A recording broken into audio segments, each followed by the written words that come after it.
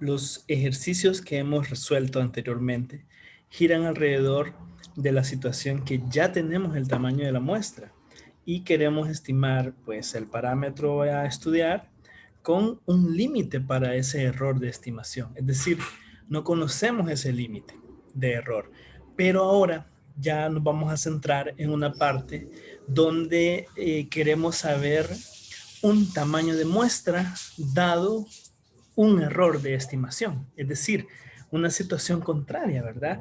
Porque antes teníamos tamaño de muestra y queríamos saber cuál es el error de estimación del parámetro. Ahora es al revés, porque en las investigaciones, pues se llega a un momento en que hay que tomar una decisión, que cuál es el tamaño de muestra que nosotros debemos utilizar para poder estimar un parámetro. Como ya sabemos, las observaciones implican un costo y también pues requieren un tiempo, es decir, entre más tamaño de muestra, más tiempo, más personal. Es decir, más personas se necesitan para este tipo de trabajo.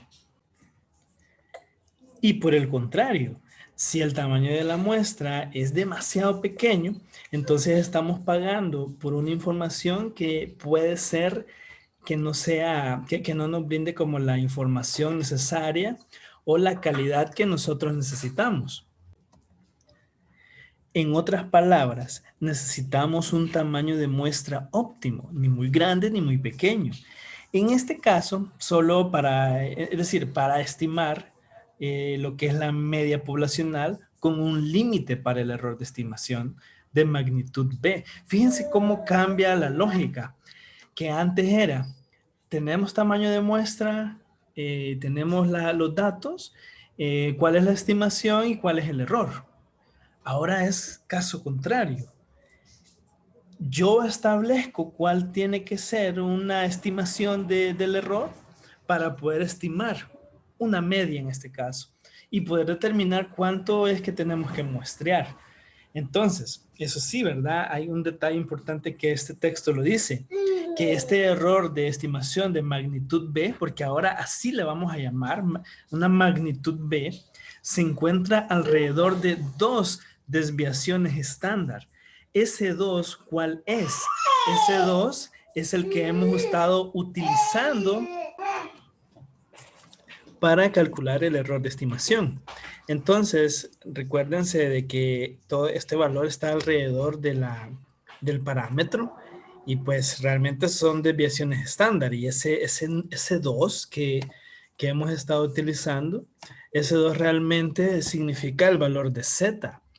Pero es decir, hay que tener en cuenta que eso significa. Entonces, si este es un valor de z de 2, estamos hablando que estamos calculando un tamaño de muestra aproximadamente con un 95% de confianza.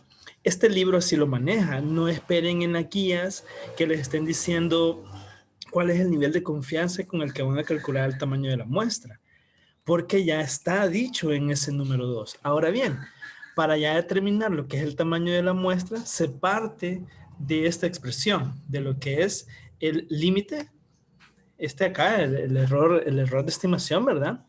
Entonces, a eso le vamos a llamar B. Pero nosotros también tenemos claridad de que, la parte de la varianza, esto ya sabemos cuál es la fórmula que nosotros vamos a utilizar. Entonces, básicamente, la lógica de esto es reescribir esta varianza, así como tal cual es la fórmula, y como esto es igual a B, tenemos que hacer un proceso de despeje.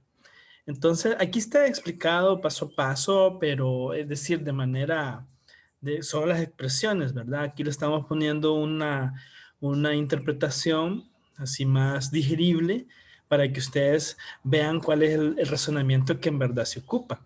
Entonces, al final vamos a utilizar esta fórmula. Realmente, esta es la fórmula con la que nace la fórmula del tamaño de la muestra, con un límite para el error de estimación. Entonces ahí vean los parámetros que están en juego. La varianza, tamaño de muestra, que es lo que nosotros queremos saber, tamaño de población y el límite para el error de estimación. Solo eso, ¿verdad? Recuerden, los niveles de confianza ya están implícitos con el número 2, que eso es 95% de confianza.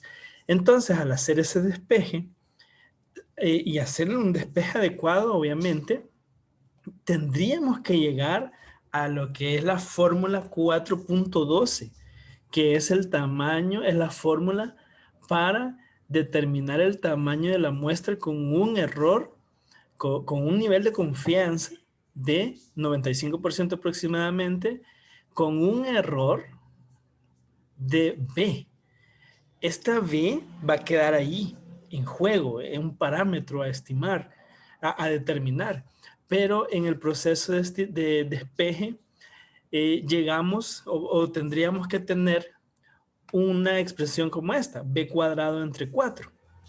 Eso nosotros le vamos a llamar d, que esto por cuestiones de diferenciar con otros tamaños de muestra, el valor de d para la media, para estimar la media es este. Entonces ya en la fórmula solo vamos a escribir esta expresión d, pero sabemos que si es para estimar una media, la expresión es b cuadrado entre 4. Entonces queda de actividad a entregar lo que es el despeje ¿verdad? Para que ustedes practiquen esa situación y experimenten de dónde surge esta fórmula.